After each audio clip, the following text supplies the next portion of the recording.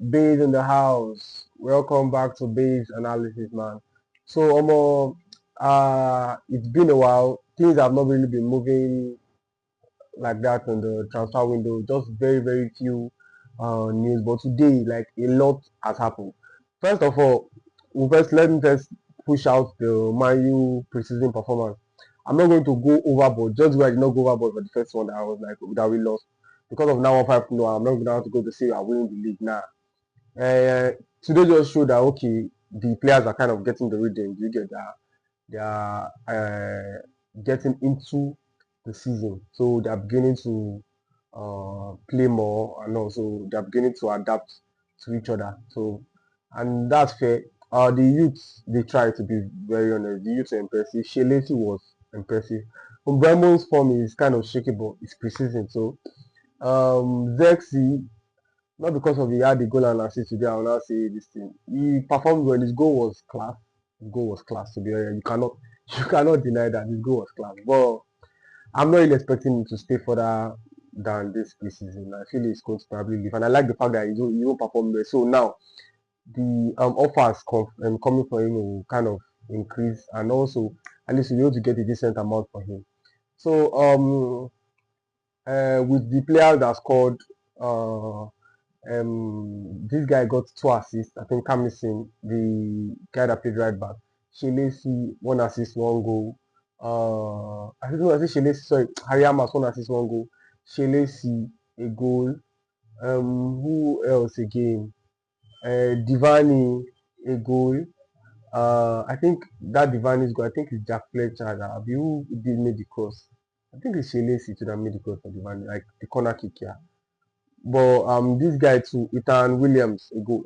I actually wanted to see JJ Gabriel, but I think Carrick just looked at it like, okay, let's it just remains how many minutes. We'll let this match just go. Probably JJ will probably start the next match or part of the second just so. It's cool. He's 15. I don't see any reason why we should be rushing him. Though we are trying our best to keep him. Do you get? We're trying our best to keep him. We must not go give him a new contract. And this season, the plan is for this season he should start having first 10 minutes. Even it's 5 minutes here, 10 minutes there, that kind of thing. And you know the way Premier League is, the way football is generally, almost all matches now having like 5 to 10 minutes extra time. So he should be fine with that. So it was quite impressive. 5-0. Vitek, honestly, it's so painful that we went to sign Dalo. I actually would have loved Vitek to stay, but letting him go, sell him with a buyback and a sell-on clause. Buyback clause, reasonable price, and a sell-on clause. Maybe 20% sell-on clause or 30% because the guy is quite good. I'm very, very confident in that Vitek. I'm very, very confident in it. But it's what it is. Him himself, he wants to play first team regular football. So he should go to one Premier League team or one championship team that is, you know, I don't want him to go to a league whereby his work will be diminished because of the quality of the league. It's not like championship team is exceptional quality, but like most people that advance from championship to Premier League, you will see that they can cope with a lot of things. So now let's leave that one and go to the transfer window. First of all, I want to admit that I was wrong about a certain player. And that certain player is Sander Berge. You know, personally, people that know me know I've always liked, I think me and a friend of mine, she talked like a few weeks back when I was like, yeah, he remembers I always liked Sander Berge from Sheffield United. And people really did not see the reason why, but I just saw him as a very, very decent, diligent, and efficient player. He gives you a 7 over 10 steadily. Now, there are a lot of things, misconceptions about Sanderberg that me actually bought into with the eye test. You know, some people when you look at them physically, when you watch them, they don't tend to look like they have some attributes until you now try and look at the stats. I want to read a few stats for you from Sanderberg. When it comes to sprints, Sanderberg compared to elite midfielders in Europe. That's the likes of João Neves, the likes of Vitinha, the likes of like elite defensive midfielders. So the likes of Vitinha, the likes of Rodri, the likes of Elliot Anderson and the likes. When it comes to sprint, he's second with the most sprints in Europe. He's second. The person directly that is third to him is Ederson. Ederson that we wanted to get from Atlanta. Man U wanted to get from Atlanta. Man U fans. Ederson that wanted to get from Atlanta. That is the person that is third. Now, when it comes to distance covered per 90 minutes, he is second highest with 11.6 kilometers per 90 minutes, behind Neves with 12 kilometers.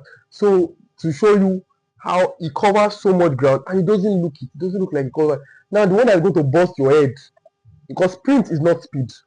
Sprint is how many times you sprint to like cover ground, to sprint to maybe a defender is running at your goal, you sprint to Kenny. Basically, not even just running at your goal, you sprint to get the ball back. So you sprint to charge the player. Maybe you want to press, you sprint to press, all those things. That so some people don't take a lot of sprints in a match. Some they only sprint when they are with the ball. Do you understand? Why some like now Rashford, I think his sprints in general, off the ball sprints are very, very few. On the ball sprint are a lot. Do you get? So that so it's kind of defensively. When it comes to sprint defensively, how many times do you sprint? Do you accelerate to win the ball back? Do you get? So now top speed. This guy is 36.3 kilometers per hour, second fastest in Europe elite midfielders. The fastest is Valverde, hitting 36.5 kilometers per hour, and this guy is 6'5". Is this even possible? Like, if I did not confirm the stat, I will not believe. So this guy, the notion we have of Berge is kind of, yes, he reads the game well, he's very good at position and all. That's what I actually felt like. Because it feels like he's always positioned himself in the right place, so he doesn't need to do much work. But damn, this guy is doing a lot of work that really goes. He's literally like a Rodri. Because Rodri doesn't sprint that much and all. But his positioning is decent. But he looks like a Rodri that he looks like a Rodri actually, but he plays like or he walks like an Anderson of Atlanta, someone that is energetic. But when he's playing, you think he's like a Rodri because he's just very calm. He's just passing the ball left, right. He doesn't look. If he wins the ball, you don't see that aggressiveness. Not like Tonali. If Tonali is approaching, you feel like this guy can run. And I'm not even going to be surprised for the fact that he hits more speed than Tonali. So meaning he's probably faster than Tonali, maybe in short distance, because running long distance is a different ball game when you're running short distance. So, but I was perplexed, man. So I'm very, very sorry. I'm going to apologize for thinking that, because I did not mind us getting him. I just felt it's kind of a little bit sloppy. But man, he's the round midfielder, and the price quoted for him that West Ham would want to collect is 40 million. Pay that shit, man. Pay that shit. I'm down for it, man. I'm very down for it. I mean, make all our address. Let's go and spend money on Cleric or Louis Hall. So Berge, I'm apologizing for Berge. That was foul. I honestly, when I was able to check this stat, I was like, damn, this guy is actually going to be the perfect addition to us. Because if you watch Santos is a very, very good player. You forget Skinny, Santos is a good player. Like, wow, I'm impressed with Santos. He's actually a good player. So if you watch Santos, you know what Tielemans gives you and all. You just know that that's kind of a very good blend of midfield additions that has been brought to the team. So I believe. So now we'll now talk about Rodri's case, because people are now insinuating, because Austin just dropped a bomber like 30 minutes ago concerning Rodri, that Real Madrid are now actively trying to sign Rodri. And for that to happen, people are now insinuating that if they are trying to sign Rodri, automatically they want to sell a midfielder. And people are saying, Tchouameni, bro, I am a number one fan of Tchouameni, but I don't believe that stuff is going to happen. I don't believe, bro. This guy is already on 400k per week. Though it's euros, but if you convert it to like maybe 370, 360. From where to where, bro? I don't believe that shit, man. I believe them wanting to sign Rodri, yeah, but I don't believe Man U will be able to get Tchouameni. I don't buy into it. That one it would have been lovely. I don't know why they rushed into signing this thing. Should have waited, but it is what it is. I don't believe we are getting We are getting too many of Real Madrid. So I think we should just keep that. If it now happens, I will be very happy. But I think we just keep that aside. I beg. Let's go for the more realistic one and get Luis Hall, and we need a backup striker because, as I said, I believe Zexi should leave. So we need a backup striker. And what else? Uh, so now we move on to there is one. Yeah. Okay, I don't know people, a lot of people don't watch basketball, but me, I watch basketball a lot. And LeBron James just left the Lakers to 76ers. Like,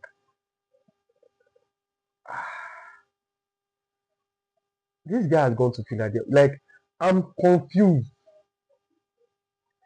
He has gone to Philadelphia. Philadelphia. Is it 76ers? Be 6 9ers rather? No, it's 76ers now. Yeah, 76ers now. He has gone to what the ah, like. I don't like. Okay, now, Giannis has gone to hey, what team did Giannis go to? Giannis had left. Giannis Antetokounmpo. I have left Bucks. He has got Milwaukee, and he has gone to what team? Is it Boston? I think it's Boston. I think he has gone to Boston. I think Giannis has gone to Boston. So, but this LeBron zone is I'm perplexed, man. Like, wow, LeBron leaving. Though it will make it will Doncic will perform exceptionally. He will perform in a very exceptional manner this season with LeBron not being there. It's not like LeBron is holding him down, but because like Doncic likes he likes responsibility, like he likes being the main person. So I think he's going to push him with Reeves there. No, I think he's going to push him, but it's just strange. It's going to be strange to see LeBron in a Philly jersey. Like that's quite strange. That's quite strange.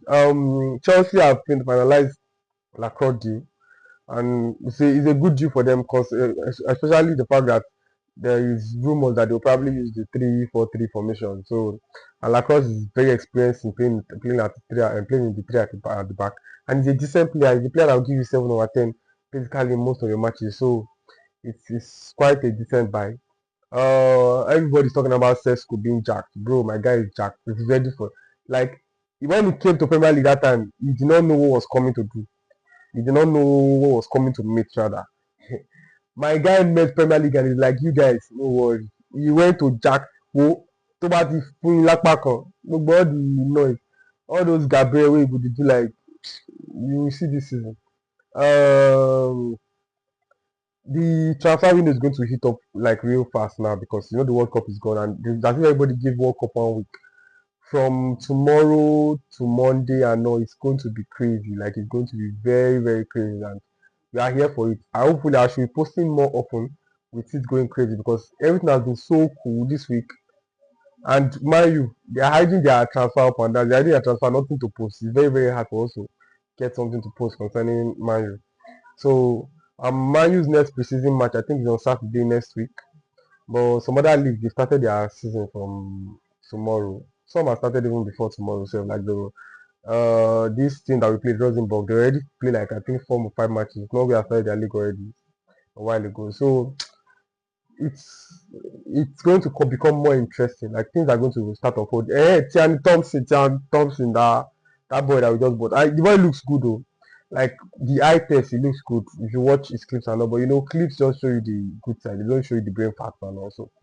But I feel Man U will not really buy another left winger because Dogu is predominantly playing on the left wing throughout this preseason. I feel Man U will buy a left back, but not buy a left winger. Then they'll buy a striker. So I feel we'll buy one more midfielder, a left back, and a striker.